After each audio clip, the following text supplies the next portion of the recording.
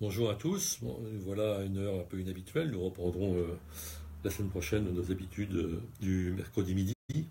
Mais là, bon, il y avait le 1er novembre, notre journal sort avec un jour de retard.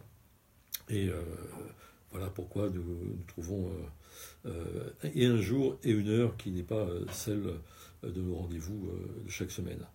Alors, le journal, nous l'avons entre les mains, du coup, pour l'instant, et notre dossier, qui je crois est un excellent dossier, vraiment, je le dis avec insistance, d'autant plus que je n'y ai absolument pas contribué, qui est un dossier sur en préparation de la COP 23 et sur la question du réchauffement climatique et des catastrophes climatiques.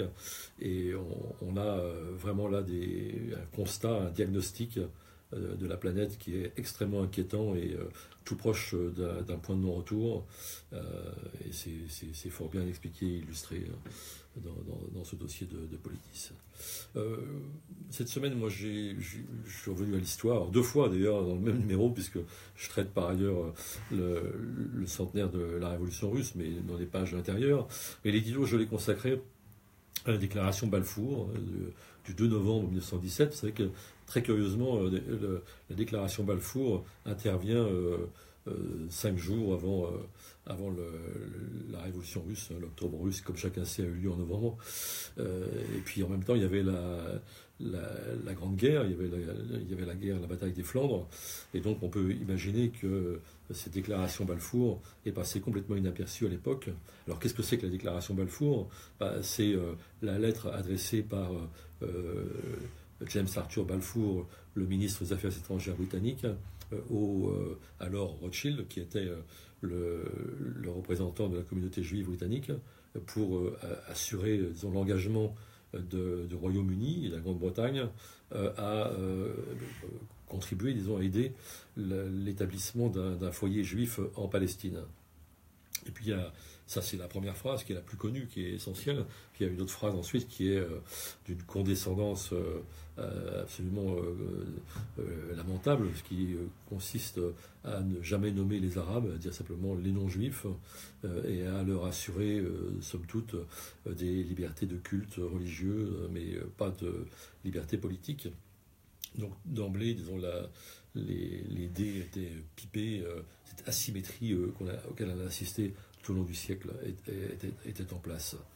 Et curieusement, je pense qu'aujourd'hui, cette déclaration Balfour est plus importante dans le monde que nous vivons de 2017 que la révolution russe, la défunte révolution russe, parce que c'est l'une des lignes de fracture durable, disons, entre le monde arabe et les pays occidentaux et les puissances coloniales de l'époque. Il n'y avait pas encore les États-Unis, mais les États-Unis ont pris le relais de la France et de la Grande-Bretagne.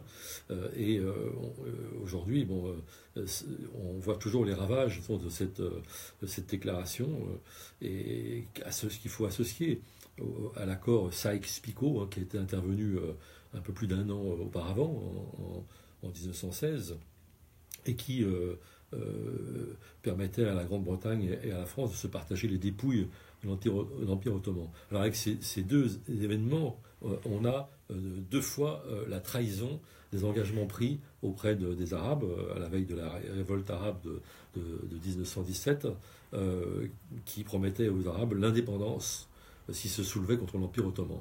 Ils se sont soulevés contre l'Empire ottoman et on a trahi cette promesse, on a trahi deux fois. Et moi, je crois vraiment au temps long de l'histoire et je pense que cette blessure originelle continue de parcourir, disons, notre actualité et ça a donné beaucoup de choses par la suite. Ça a donné du nationalisme arabe sans aucun doute hostile aux Occidentaux. Ça donne probablement aujourd'hui de l'islamisme, enfin toutes les formes, disons, d'hostilité et d'affirmation du monde arabo-musulman, comme on dit, face, disons, aux Occidentaux. D'autant plus que ce n'est pas simplement des faits qui étaient sans lendemain, mais qu'effectivement, la déclaration Balfour elle a engendré ensuite une longue tradition de mépris à l'égard des Palestiniens, et mépris auquel on assiste encore aujourd'hui avec les vétos américains au Conseil de sécurité, la connivence américaine par rapport aux colons israéliens, et la connivence européenne aussi, quoique mezzo voce, mais enfin quand même très évidente, ce qui fait que le ressentiment que peuvent éprouver non seulement les Palestiniens, car il ne s'agit pas seulement d'eux, mais disons de quelque chose qui est emblématique des rapports entre l'Occident et le monde arabe. Ce ressentiment, il est extrêmement vif. Alors, l'histoire a-t-elle une fin? Non, je ne veux pas dire le contraire, elle n'a pas de fin, mais ce conflit-là, pour interminable qu'il paraît, aura quand même à un moment donné un moment, une date butoir, si j'ose dire, et on n'en est pas très loin. C'est-à-dire ce moment où toute l'affirmation officielle internationale de la solution à deux États n'est plus possible.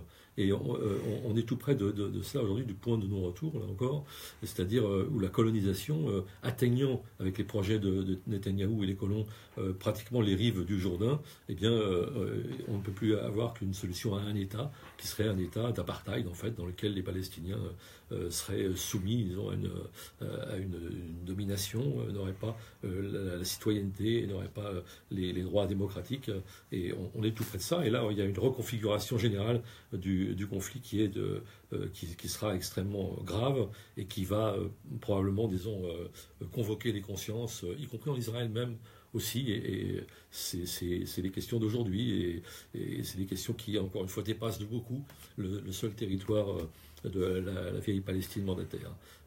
Donc il y aurait tout intérêt, si on veut apaiser les relations, si on veut combattre réellement en profondeur le terrorisme et pas seulement par la répression, eh bien, à régler cette question. C'est pas la seule, mais c'est la première et c'est celle qui reste la plus emblématique.